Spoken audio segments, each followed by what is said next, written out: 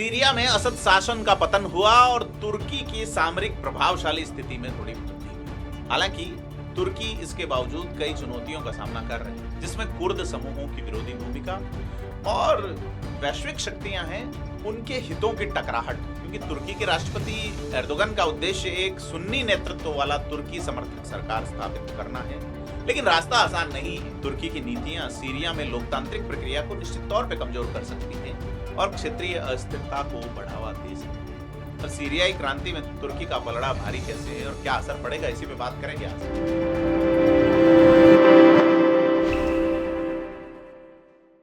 नमस्कार, मैं प्रदीप हूं, आप फेयर ऑब्जर्वर हिंदी देख रहे हैं। तो 12 दिसंबर को यानी कि एक महीने पहले ईरान के सर्वोच्च नेता आयतुल्लाह अली खमेनाई ने जिस सीरिया के पड़ोसी देश का नाम लिया, वह स्पष्ट रूप से तुर्की को संदर्भित कर रहे थे। ये बयान उनके लिए एक प्रकार की राजनीतिक चेतावनी जैसा था, जो बताता है कि तुर्की इस समय क्षेत्र में एक प्रमुख खिलाड़ी के रूप में उभरा है। सीरिया में तुर्की की भूमिका विशेष रूप से सीरियाई गृह युद्ध और शरणार्थी संकट के बाद अत्यधिक महत्वपूर्ण हो गई है। 2011 में जब अरब क्रांति की लहर ने सीरिया को अपनी चपेट में लिया था, तो तुर्की ने उम्मीद जताई थी कि सीरिया में एक डेमोक्रेटिक रिफॉर्म होगा। हालांकि इन वर्षों में तुर्की को कई निराशाएं मिली, जैसे कि मिस्र में मुस्लिम ब्रदरहुड को समर्थन देने की कोशिश हुई, लीबिया में गलत पक्ष का समर्थन किया और सीरिया में लाखों शरणार्थियों को अपनाने की जिम्मेदारी। इसके बावजूद तुर्की ने अपनी क्षेत्रीय रणनीतियों को लगातार बदलते हुए सीरिया में अपनी स्थिति मजबूत की है। तुर्की इस समय सीरिया में एक महत्वपूर्ण भूमिका निभा रहा है। निश्चित तौर पर रूस के साथ किए गए समझौते के बाद इदलिब क्षेत्र के विद्रोहियों के साथ सुरक्षा बनी रही। यदि तुर्की ना होता तो असद और रूस शायद वर्षों पहले इस विद्रोह को समाप्त कर चुके होते। इसके बावजूद तुर्की का प्रभाव सीमित है, यानी कि सीरिया में जो ये बदलाव हुआ है इसमें बड़ी भूमिका तुर्की की रही है, लेकिन फिर भी तुर्की का प्रभाव इतना नहीं हो पाया।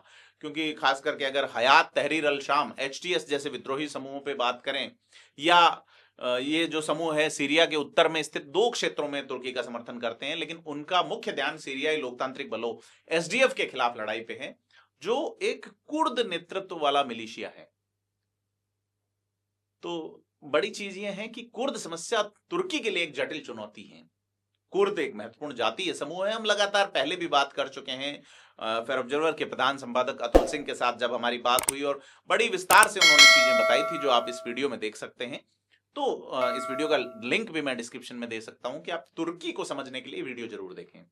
तो कुर्द जो है वो उत्तरी सीमा में है और इसका नेतृत्व कुर्दिस्तान वर्कर्स पार्टी PKK से जुड़ा हुआ है, जो तुर्की के खिलाफ संघर्षरत रही है। सीरिया की डेमोक्रेटिक फोर्सेस यानी SDF के तहत पीपल्स प्रोटेक्शन यूनिट इस क्षेत्र में नियंत्रण रखती है और तुर्की के लिए सबसे बड़ी चुनौती पेश करती है। तुर्की इन समूहों को आतंकवादी मानता है क्योंकि उनका संबंध PKK से जुड़ा हुआ है।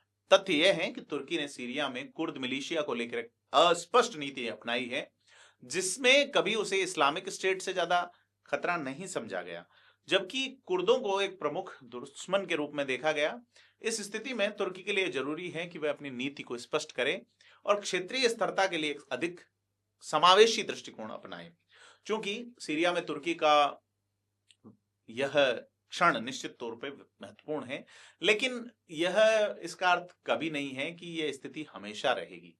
तुर्की की वर्तमान स्थिति और उसकी क्षेत्रीय गतिविधियां उसकी सफलता को सुनिश्चित करने के लिए पर्याप्त नहीं है, निश्चित तौर पे, क्योंकि सीरिया में एक समावेशी सरकार की आवश्यकता और तुर्की की सीमित रणनीतिक प्रभावशीलता इस क्षेत्र में कुछ संकट पैदा कर सकती है।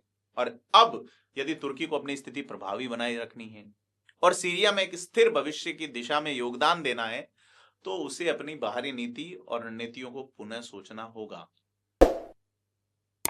आपको क्या लगता है, कमेंट करके बताएं, वीडियो को लाइक शेयर करें और फेयर ऑब्जर्वर हिंदी को सब्सक्राइब जरूर करें। धन्यवाद।